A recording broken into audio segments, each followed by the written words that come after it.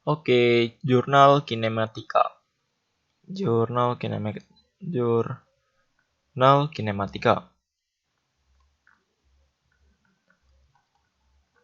Nah, jadi di sini aku bakal menjurnal apa yang aku udah pelajari tentang kinematika. Nah, sebelum masuk ke kinematika, jadi kan kita harus tahu dulu kinematika itu apa gitu. Nah, dalam fisika itu ada ilmu namanya mekanika. Mekanika, secara sederhananya ilmu tentang mempelajari tentang pergerakan gitu. Ya, bebas apa aja yang bergerak yang bisa bergerak ya dipelajari dalam mekanika ini.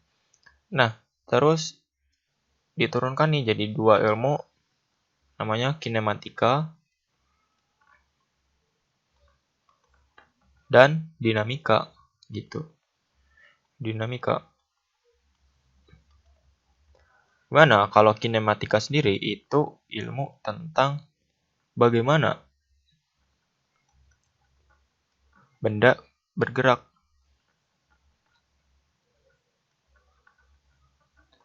Sedangkan kalau dinamika itu mempelajari tentang kenapa benda bergerak. Benda bergerak. Gitu. Nah, untuk mengetahui bagaimana suatu benda itu bergerak, tentu kita harus bisa mengukurnya dong. Harus bisa mengukur dari pergerakan ini. Mengukur pergerakan. Nah, makanya ada nanti istilah dalam kinematika yang akan kita pelajari dan perdalam. Itu tentang pertama perpindahan,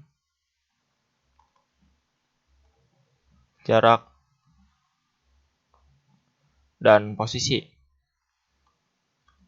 Terus ada kecepatan dan kelajuan. Terus, nah, kalau ini perpindahan, jarak, dan posisi. Nah, perubahan dari perpindahan jarak dan posisi terhadap waktu tertentu itu namanya kecepatan. Nah, kecepatan ini juga bisa berubah-ubah gitu. Perubahan kecepatan relatif terhadap waktu itu namanya percepatan gitu. Nah, jadi dalam kinematika kita bakal fokusnya ke sini nih. Bagaimana kita mengetahui suatu benda itu bergerak gitu. Nah, setelah itu, setelah tahu ini secara generalnya tuh, perpindahan, jarak, posisi, kecepatan, dan kelajuan. Percepatan ini skill secara generalnya. Nanti gerakan itu bakal dibagi jadi dua. Gerakan itu bakal dibagi jadi dua. Yang pertama itu satu dimensi. Yang kedua itu lebih dari satu dimensi. Atau ya kalau dalam ranah kita yang yang udah dipelajari sama kita ya parabola. Gitu. Parabola itu dua dimensi antara X dan Y. Gitu. Inilah yang akan dipelajarin dalam kinematika. Oke, yang pertama tentang perpindahan jarak dan posisi. Nah, misalkan kita punya suatu benda gitu. Kita punya suatu benda dalam satu garis bilangan. Satu garis satu sumbu X gitu ya. Ini kita simplifikasi dulu dalam satu garis lurus atau satu sumbu gitu, satu dimensi. Nah, misalkan ada satu titik, satu partikel gitu. Ya, dia taruh di sini nih. Untuk mengetahui perpindahan, jarak, posisi, yang pertama dibutuhkan itu adalah origin. Origin atau titik awal. Nah, misalkan di sini aku kasih titik 0. Setelah butuh origin, nah butuh yang kedua skala. Nah, skala tuh maksudnya ya kan kalau dalam garis bilangan itu ada 0, 1, 2, 3 dan seterusnya. Dan negatif dan seterusnya. Negatif itu untuk menunjukkan arah yang berlawanan. Ini namanya skala. Setelah ada skala, baru nih benda ini bisa kita pindah-pindahkan. Nah, tadinya dari sini, misalkan aku pindah ke sini. Nah, terus balik lagi ke sini gitu. Jadi kalau misalkan digambar ke sini, terus balik lagi dari sini ke sana gitu. Nah, dari sini kita bakal tahu nih ketiga istilah ini, jarak, posisi, dan perpindahan gitu. Ini aku hapus dulu ya. Kalau posisi itu menunjukkan dia itu lagi di mana gitu. Misalkan ini titik 0, ini titik 1, 2, 3. Nah, kalau posisi berarti misalkan di waktu sekian dia ada di posisi titik ketiga. Di posisi kesekian, di waktu kesekian dia ada di posisi ke -2 gitu. Itu posisi. Jadi letaknya lagi di mana loh gitu. Kalau jarak, nah jarak dan perpindahan ini suka ketukar-tukar. Tapi kalau jarak tuh ya kayak gini. Misalkan ini ada lintasan melengkung kayak gini. Ini titik awalnya, ini titik akhirnya. Kalau jarak itu kita ya udah, misalkan ini ada jari kita gitu kan ya. Jari kita kalau mau ngitung jarak ya kayak gini. Yang kita trace aja gitu. Sini kayak gini. Oh, ini jaraknya segini gitu.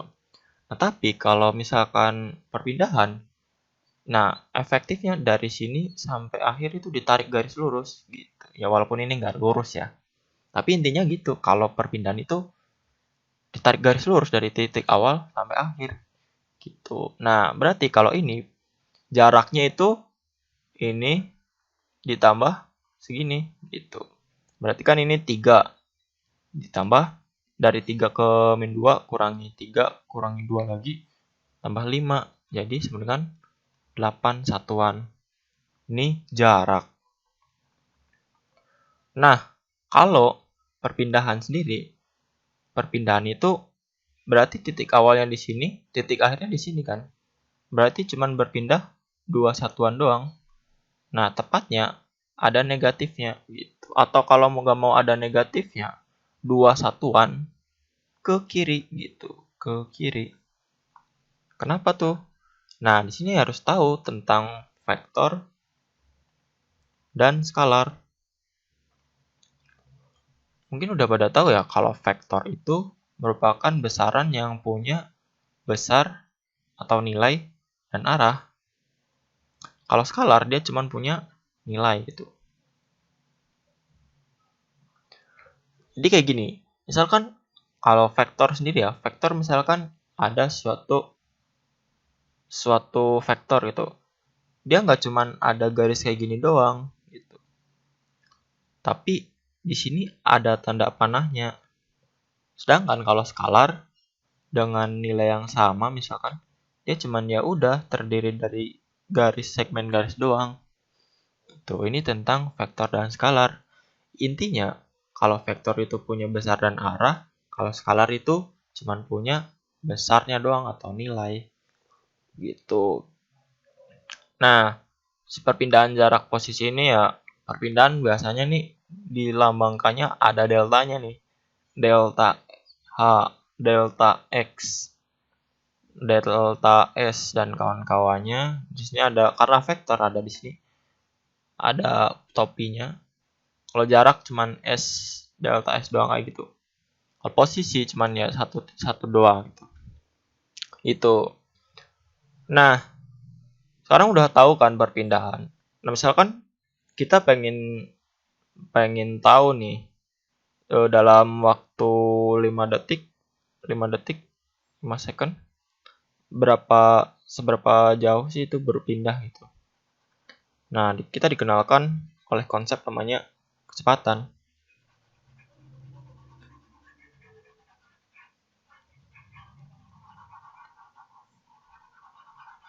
Nah, misalkan kayak gini nih. Ada sebuah grafik gitu ya. Grafik perpindahan terhadap waktu. Masih bentuknya linear deh. Bentuknya linear. Ini S terhadap T gitu. Ini ada T1, T2, T3 dan seterusnya, dan ini naik terus. Nah, dari sini kita bisa tahu ya, tahu ini tuh kecepatannya berapa gitu. Ternyata kan mungkin udah tahu rumusnya ya, kalau misalkan V itu sama dengan delta S per delta T. Nah, dalam kasus ini karena dia itu linear gitu kan ya. Dia itu linear bentuknya. Kalau misalkan di matematikanya itu Y sama dengan MX plus C, ya ini sama aja. Ini bukan Y ya. S sama dengan VT tambah S0 gitu. Jadi ini analog. Dua bentuk kayak gini.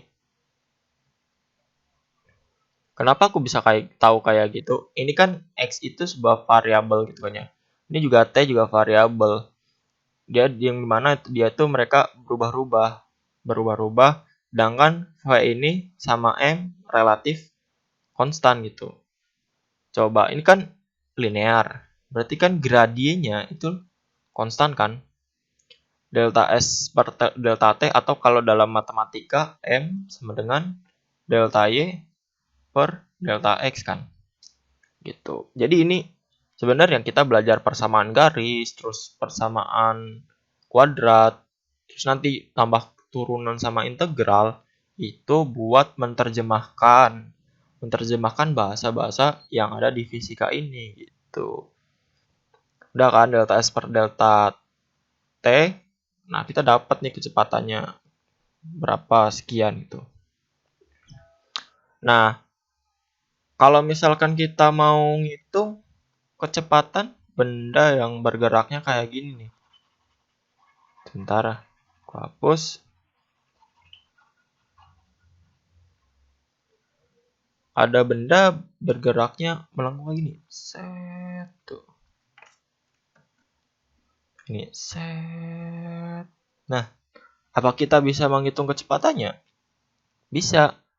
Ya, konsepnya mungkin sama aja ini. Kita ambil 2 titik kayak tadi. Terus misalkan di sini ada A, di sini ada B. Kalau ininya berarti kan SA. Ini SD. Nah, berarti ya udah sama aja gitu. Untuk mencari kecepatannya, V itu sama dengan delta S per delta T. Delta S-nya berapa? Berarti kan ini SB min SA per B min A. Ya udah, kita bakal dapat kecepatannya. Nah, tapi kalau misalkan kita tarik garis dari sini ke sini, kan ini nggak tepat di titiknya kan. Ini kayak cuman melambangkan gabungan dari sini ke sini tuh kecepatannya berapa.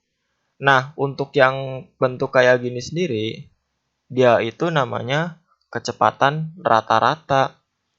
Kalau dalam istilah matematikanya itu rate of change.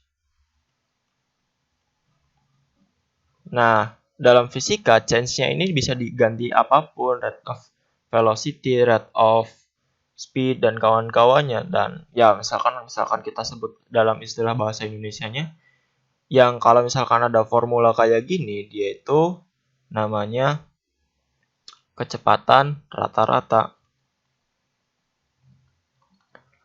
Nah, terus bisa nggak kita ngambil bisa nggak kita tahu kecepatan di satu titik spesifik gitu. Misalkan di sini nih, di C gitu. Bisa. Nah, nanti kita dikenalkan namanya konsep kecepatan sesaat. Sesaat.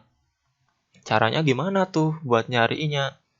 Ini kan A sama B misalkan jaraknya itu delta T kan ya, delta T. Nah, gimana kita ambil idenya, kita dekatkan si delta T itu atau jarak antara AB sedekat-dekat mungkin, ya, sedekat mungkin sampai di sini, sampai mendekati 0 gitu. Jadi kayak gini, delta T menuju 0 dari delta S per delta T gitu. Nah, tahu kan kalau ada yang menuju-menujunya itu apa teknologinya? Bener. Nah, tuh limit.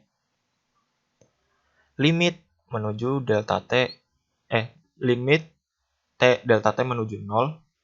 Nah, karena di sini karena di sini deltanya itu udah menuju 0, berarti ini kan deltanya bakal kecil-kecil banget itu. Nah, dari delta ini kita ganti jadi ds per dt. Nah, dapat nih. Ternyata turunan pertama dari persamaan S itu kita dapat V. Dan V-nya itu V sesaat. Maksudnya V sesaat, misalkan kita mau ngitung kecepatannya dia di detik ke 10 gitu. Bisa. Gitu. Kita tinggal cari turunan pertama dari ds per dt. Udah 16 menit, aku potong dulu. Udah dulu ya. Oke.